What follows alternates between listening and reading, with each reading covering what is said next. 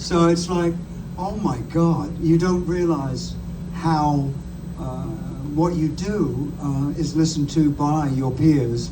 And I always say, nah, they don't want to listen to me. Listen to somebody else, you know. But it's very nice, and obviously it makes you feel good when you hear that. Well, I'm going to kick that question back to you guys. So Keith, what does it mean doing this with Peter? It's just a huge honor. It really is. I mean, getting to play with him, period. We've known each other since the 90s.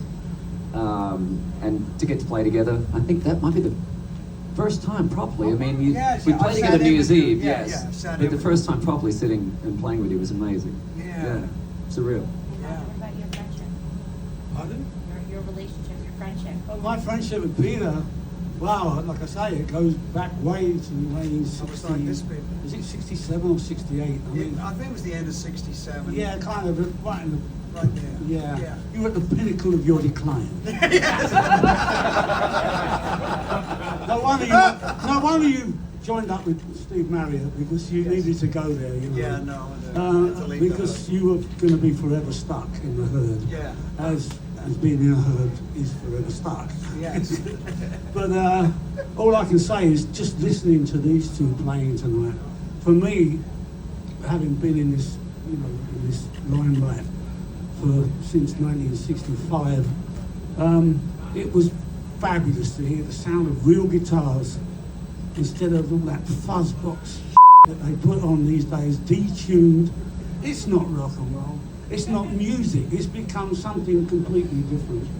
And it was just wonderful and refreshing to hear Peter's guitar sound and joined by Keith.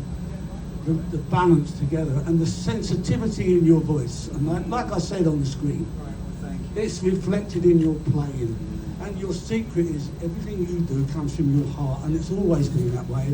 And it's always affected me, because that's what I try to do as a singer. Yeah. And I mean that. I'm not blowing smoke up your ass.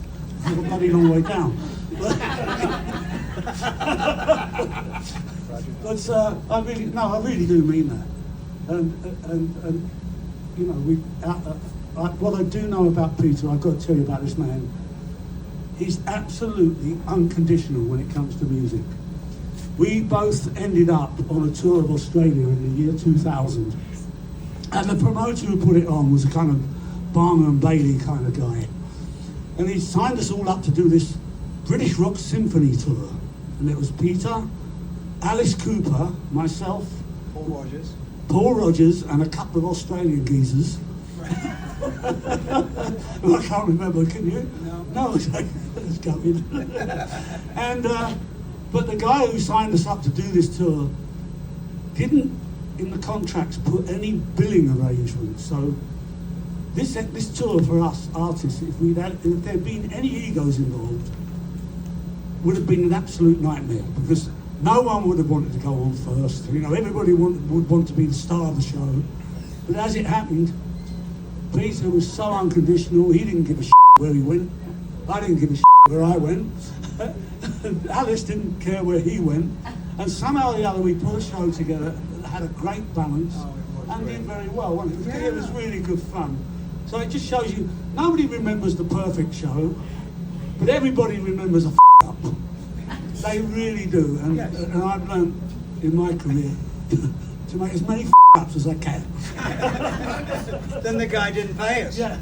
No, of course he didn't pay us. He was a Barnum. I mean, this, you know, as Keith Richards said, being in the music business and getting ripped off, which has happened to Peter, it's happened to me. Has it happened to you, Keith? Yes. Oh yeah, well. Yes. Oh, what a surprise! It's the price of a education. Well,